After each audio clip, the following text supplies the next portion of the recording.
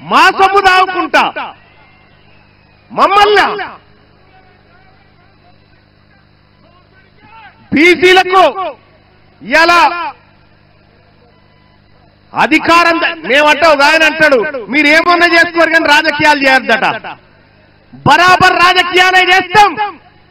మా బిడ్డ శ్రీకాంతాచారి ఆత్మ బలిదానం చేస్తే ఆ శవంకాడ కాపుకున్న దొంగలు మీరు ఇలా మా బీసీల గురించి మాట్లాడతారా? మా బిడ్డకు చేసిన న్యాయం ఏంది ఒక్కసారి నేను అడుగుతా ఉన్నా. ఏ లెక్కకు ఎక్కడైనా సిద్ధం. తీన్మార్ మల్లన్న లెక్కలు తీసుకొని వస్తాడు.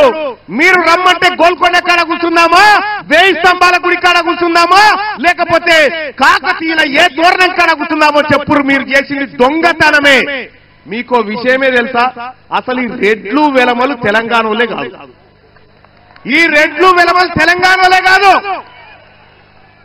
ఎందుకు చెప్తా ఉందంటే మనకు అక్కడక్కడ ఊర్లలో గడియలు కనిపిస్తున్నాయి. మా మల్లేశ్ అనేటో బాయ్ అక్కడక్కడ ఊర్ల పండి గడియలు కనిపిస్తున్నాయా? ఆ గడియలు ఏంటి అవి? వాళ్ళ ఇండ్లు అనుకుంటురా?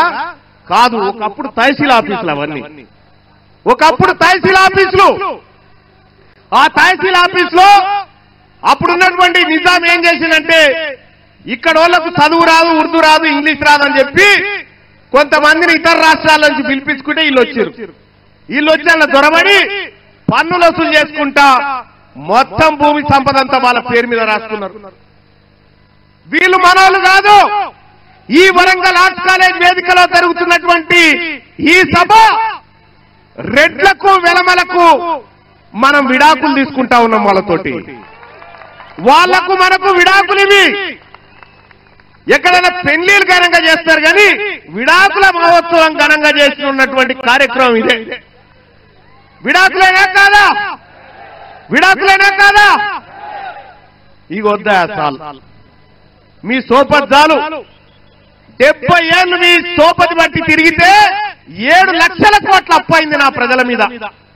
70 ఏళ్ళు మీ సోపతి బట్టి తిరిగితే 1000 మంది పిల్లలు ఆత్మ బలిదానం చేసుకొని చచ్చిపోయారు.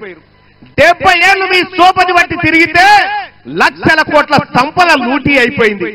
70 ఏళ్ల పాటు మీ సోపతి బట్టి తిరిగితే మీ కాంట్రాక్టర్ల బొక్కసాలు నిండినాయి తప్ప మా బీసీల డొక్కలు నింపలేకపోయినారు. ఇక మీతోటి మాకేందయా? వద్దు. రెడ్లకు మనకు విడాకులేనా? చెప్పరేవా లీడర్లు? విడాకులేనా? విడాకులేనా? ఇక వద్దు మీ సోపతి. మీ